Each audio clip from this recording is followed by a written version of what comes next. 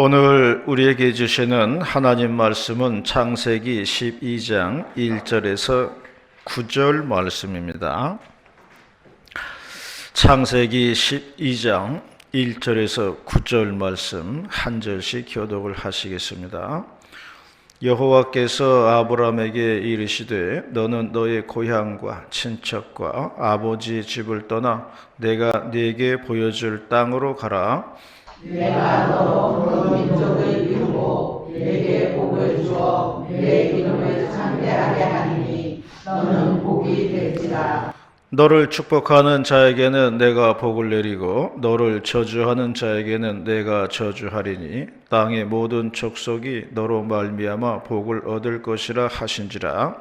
이에 아브라함이 여호와의 말씀을 따라갔고 롯도 그와 함께 갔으며 아브라함이 하란을 떠나되 75세에 떠나 아브라함이 그의 아내 사레와 조카 롯과 하란에서 모든 소유와 얻은 사람들을 이끌고 가나안 땅으로 가려고 떠나서 마침내 가나안 땅에 들어갔더라. 아브라함이 그 땅을 지나 세겜 땅 모래 30리 나무에 이르니 그때 가나안 사람이 그 땅에 거주하였더라. 여호와께서 아브라함에게 나타나 이르시되 내가 이 땅을 네 자손에게 주리라 하신지라. 자기에게 나타나신 여호와께 그가 그곳에서 제단을 쌓고 거기서 베델 동쪽 산으로 옮겨 장막을 치니 서쪽은 베델이요 동쪽은 아이라. 그가 그곳에서 여호와께 제단을 쌓고 여호와의 이름을 부르더니 함께 봅니다. 점점 남방으로 옮겨갔더라. 아멘. 제가 전도사 시절에요, 잠깐 안성에서 사역한 적이 있습니다. 한 3개월 정도 있었는데요. 그때 이제 청년부를 지도하고 있었는데 청년 중에 이제 박재표라는 청년이 있었어요. 직장은 만도기계를 다닌다고 그랬어요. 믿음도 좋고 인물도 준수하고 그런 청년이었어요. 그래서 교회에서 딸을 가진 집사님이나 권사님들이 저거 어떻게 우리 사위로 좀 들어왔으면 하는 그런 사람이었어요. 딸 가진 집사님, 권사님들이 다들 눈독을 들이고 있다, 이제 그런 얘기를 들었습니다. 그 믿음 좋은 박재표 청년이 한 두어 주 이제 안 나와가지고 제가 물어봤어요. 요즘 왜 교회를 안 나오냐고 물어봤더니 그때 그 청년 하는 말이 요즘 김치냉장고 만드느라고 바쁘다고 그러더라고요. 나는 그때 김치냉장고라는 말 처음 들어봤어요. 그 당시가 이제 한 30년 전이잖아요. 그 당시에는 김치 냉장고라는 개념이 없었어요. 그 말 듣고서 이제 그게 뭔가 싶었죠. 그리고 나서 이제 몇 년 지나면서 그때부터 서서히 이제 김치 냉장고라는 말이 사람들 입에 오르내리기 시작했어요.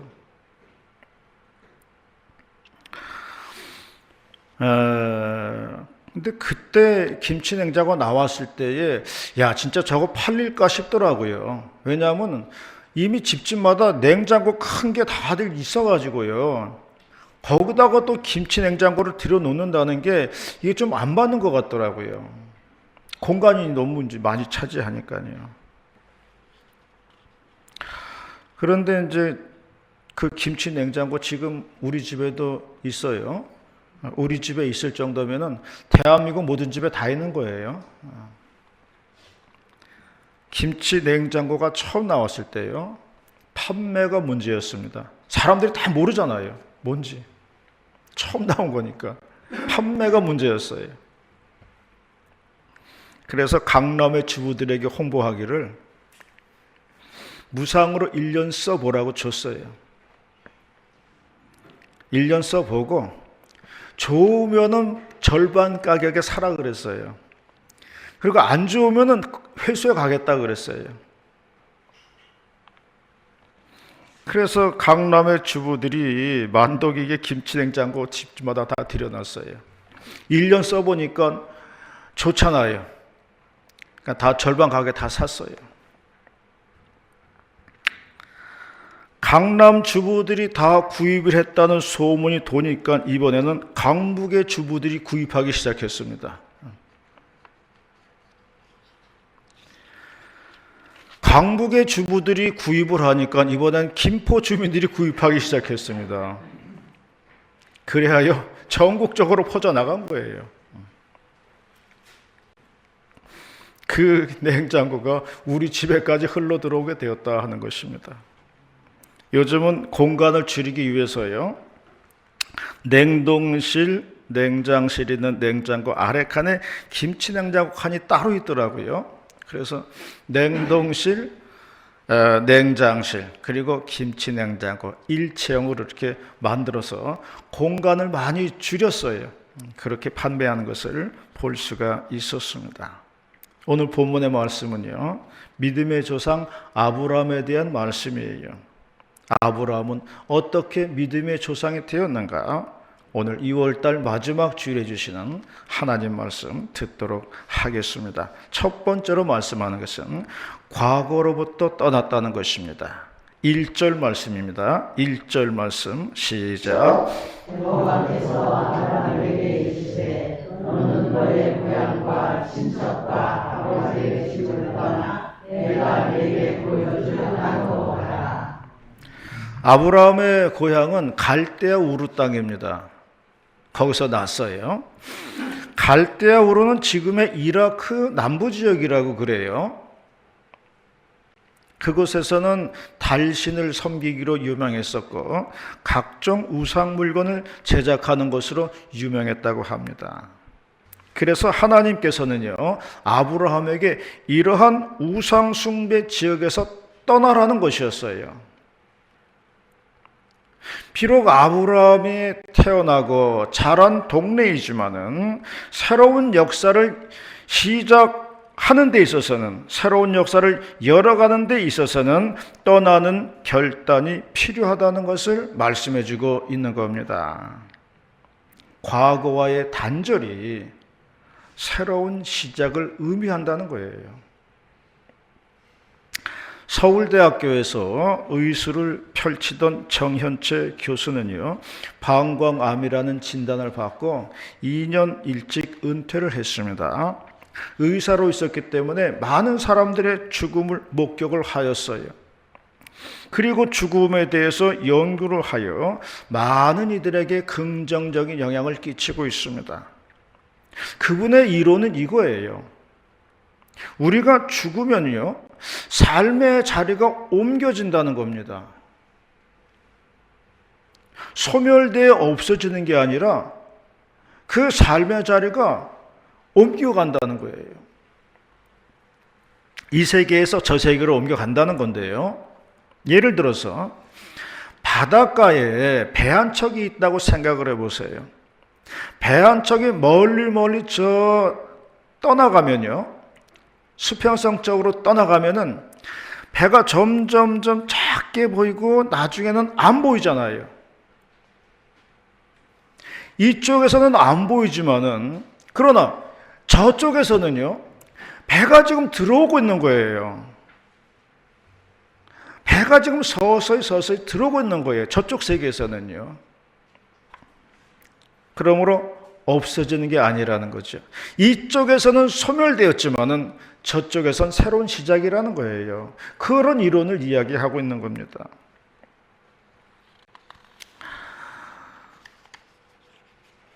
정 교수는 이런 이론을 펼치면서 죽음은 끝이 아니라 새로운 시작이라는 이론을 펼치고 있습니다. 여기서는 끝이지만 저 세계에서는 시작이라는 거예요.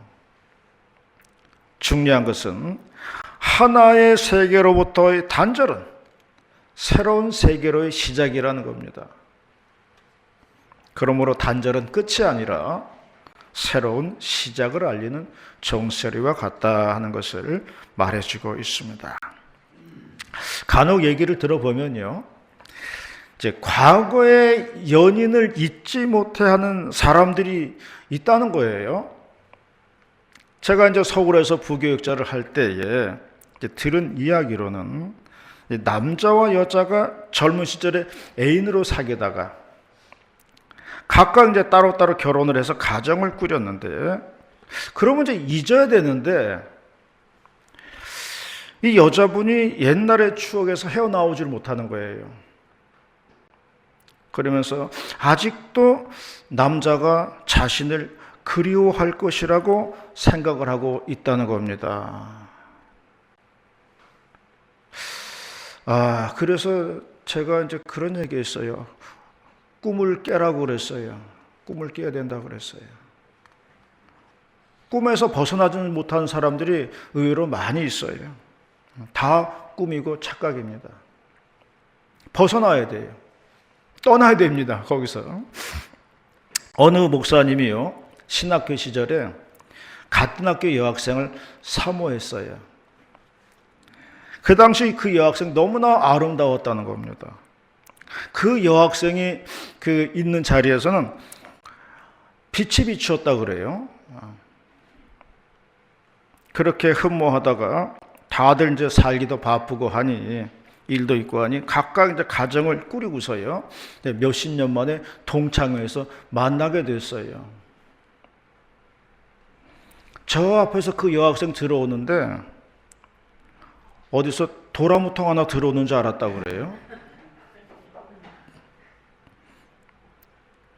그 옛날에는 빛을 발하는 여학생이었어요.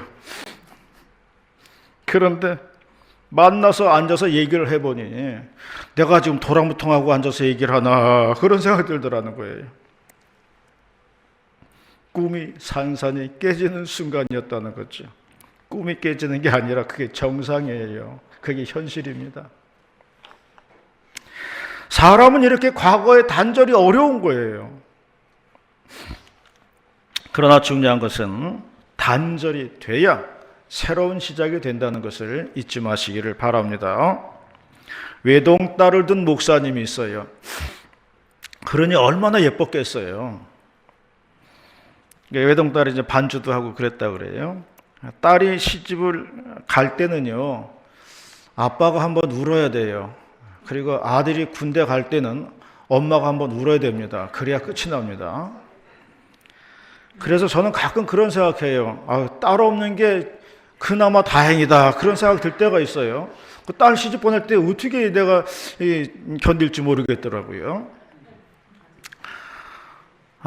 어쨌든 그 목사님이 이제 딸을 보내고 시집 보내고서 울기 시작하는데 하루에 곽퀴즈 한 곽 썼다고 그러더라고요. 그러니까 사모님이 보다 못해서 이거 낭비다 싶어가지고 아예 수건을, 전용 타올을 갖다 줬다 그래요. 딸이 이제 반주를 했는데 예배당에 올라가기 전에 꼭 목양실에 들러가지고 아빠한테 예쁜 짓을 하고 이렇게 올라갔다고 그래요. 그런데 이제는 그것도 과거지사가 된 겁니다.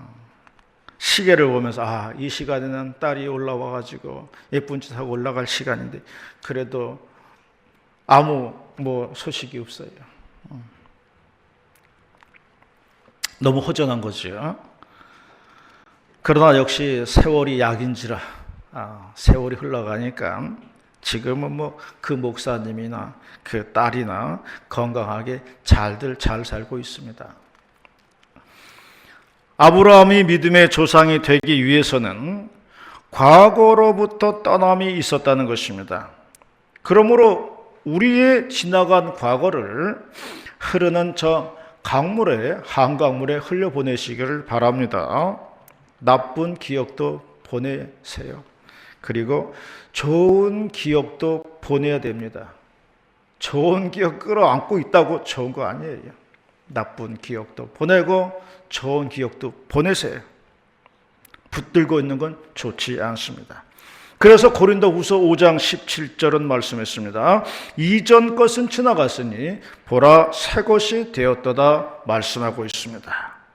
과거로부터 떠남으로 말미암아서 믿음의 조상들이 다 되시기를 바라겠습니다. 두 번째로 말씀하는 것은 머무는 곳마다 제단을 쌓았다는 것입니다. 7절 말씀입니다. 7절 말씀 시작. 여호와께서 아브라함에게 나타나 이르시되 내가 이 땅을 내 자손에게 주리라 하시니라. 자기에게 나타나신 여호와께 그가 그곳에서 제단을 쌓고. 아브라함은 머무는 곳마다 제단을 쌓았다고 말씀하고 있습니다. 그래서 7절 말씀에 하나님께 제단을 쌓았다고 말씀하고 있어요. 8절에는 아브라함이 짧은 거리로 이사를 갔는데 거기서도 제단을 쌓았다고 말씀을 하고 있는 겁니다. 한 장 넘어가서 13장에 보면요, 4절 말씀에도 보면 거기서도 하나님께 제단을 쌓았다는 말씀이 나와 있습니다. 그리고 13장 18절에 보면은 거기서도 여호와를 위하여 제단을 쌓았다고 말씀을 하고 있어요. 그러므로 믿음의 조상은 하나님께 제단을 잘 쌓는 사람이 믿음의 조상이 된다는 말씀입니다. 집에서 생활비를 벌어오는 사람이 가장이에요. 집에서는요, 생활비 벌어오는 사람이 가장입니다. 가장이 꼭 남자만 되라는 법은 없어요. 생활비 벌어와서 생활하는 사람이 가장이에요. 부인이 생활비 벌어서 생활한다? 그럼 부인이 가장인 거예요. 그러면 믿음의 가장은 누구인가? 그것은요, 예배를 잘 드리는 사람이 그 가정의 믿음의 가장이에요. 그러므로 내 집안에서 예배를 가장 잘 드리는 사람이 누군가? 그를 믿음의 가장으로 인정해 주시기를 바랍니다. 그가 우리 집안의 믿음의 가장이다, 인정을 해야 돼요. 예전에 이제 면사무소에 가가지고 이제 주민등록 등본을 뗀 적이 있어요. 기계 앞에서 떼는데 무슨 조건이 많더라고요. 그 처음 해보는 거니까 잘 모르겠어요. 그래서 무조건 다 눌렀어요. 다 선택을 했어요. 그리고 출력을 하는데 등본이 막 한 4장 나오더라고요. 호치키스로 찝어서 아주 친절하게 내주더라고요.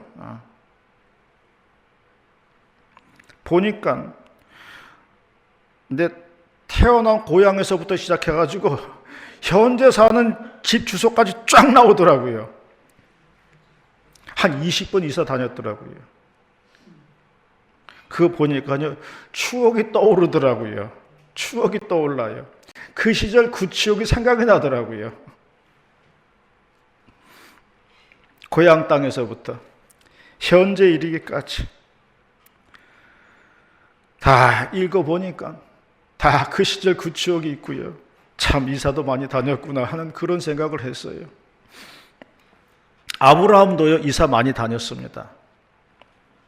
약속의 땅 가나안에 들어왔는데 13장에 보면은 그 땅이 기근이 심했다고 그랬어요.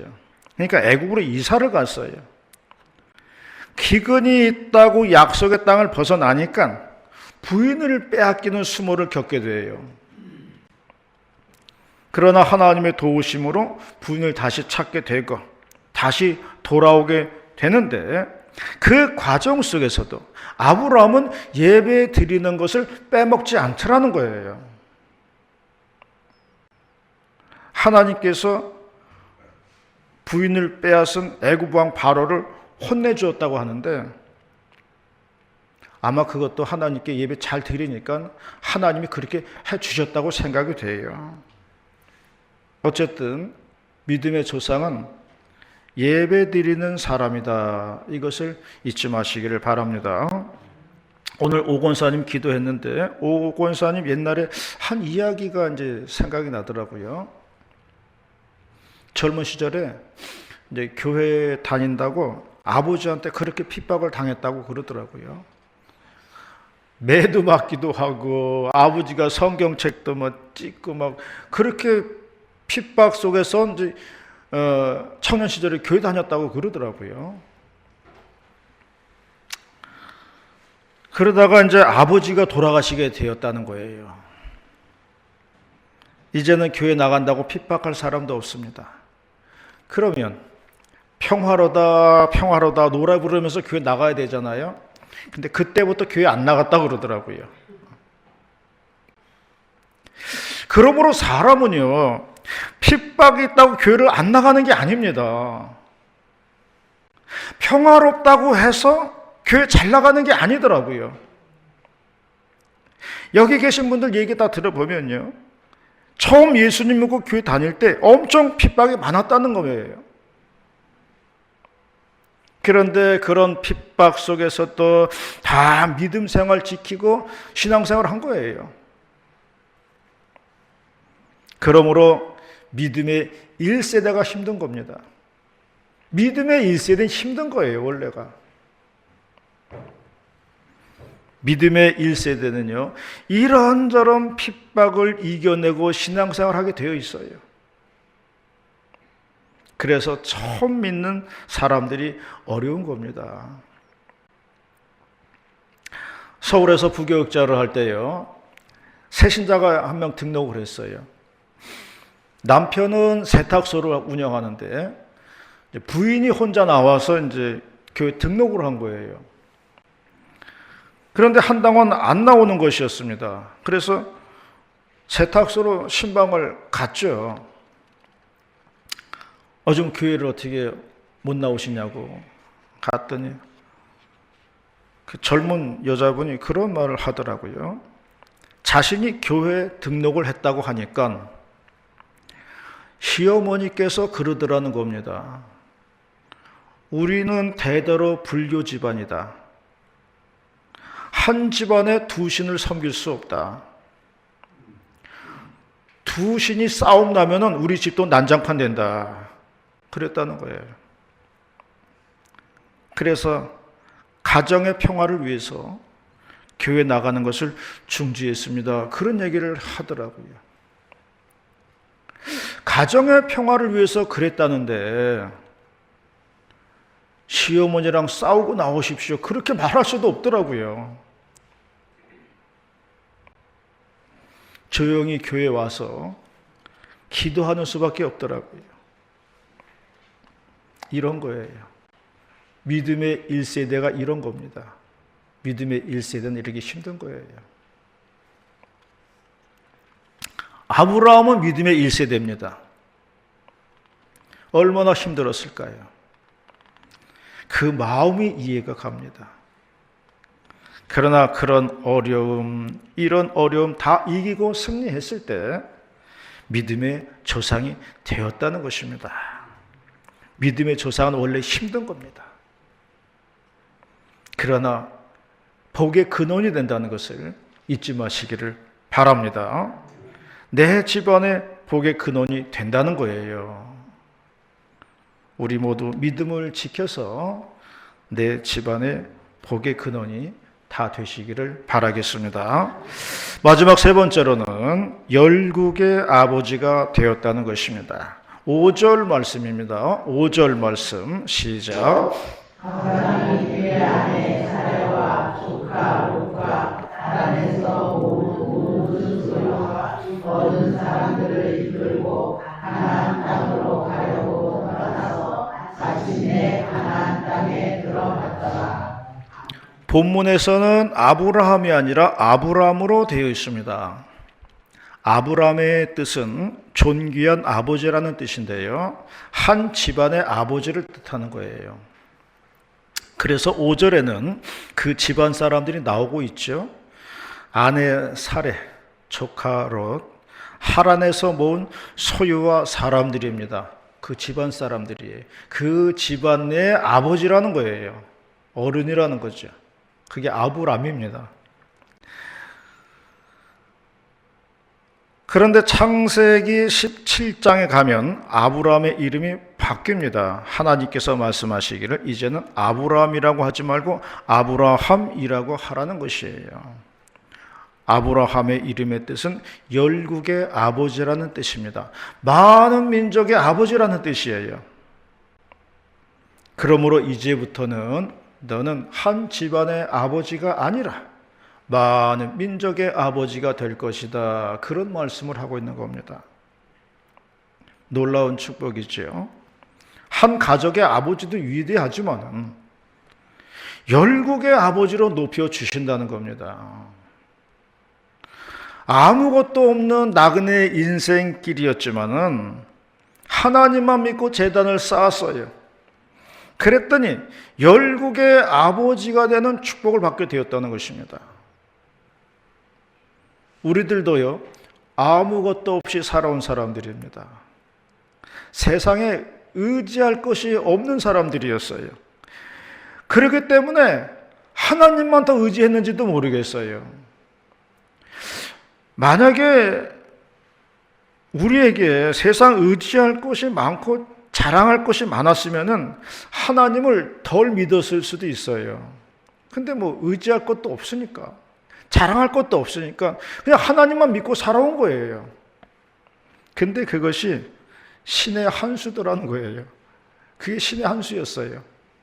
결국 그걸로 말미암아서 우리가 이만큼 하나님의 축복 가운데 살고 있다는 것을 말씀하고 있는 겁니다. 이스라엘 백성들이 아무것도 없이 출애굽을 해가지고요, 광야 생활을 했어요. 의지할 게 아무것도 없었습니다. 그러니까 하늘만 보고 사는 거예요. 하늘만 보고 사니까 만나와 메추라기 내려주시더라는 거예요. 옷이 헤어지지 아니하고 사막에서 물도 마시고 굶어 죽지 않았다 말씀하고 있어요. 그러므로 하늘만 바라보고 사는 것이 신의 한 수라는 것을 말해주고 있어요. 하나님만 바라보고 사는 게 신의 한 수예요. 하나님만 바라보고 살면 아브라함에서 아브라함으로 높여준다는 것을 믿으시기를 바랍니다. 그래서 열국의 아비가 되고 믿음의 조상이 되고 복의 근원이 되는 저와 여러분 다 되시기를 주의 이름으로 축원합니다. 기도하시겠습니다. 은혜롭고 자비로우신 하나님 아버지 감사드립니다. 오늘 2월달 마지막 주일에 내려주시는 귀한 하나님의 음성 잘 새기며 살아갈 수 있도록 인도하여 주시옵소서. 이 세상 마치는 날까지 하나님만 붙들고 의지하며 살아가는 복된 믿음의 종들 다 되게 하여 주시옵소서. 할렐루야 감사드리며 예수님의 이름으로 기도드리옵나이다. 아멘.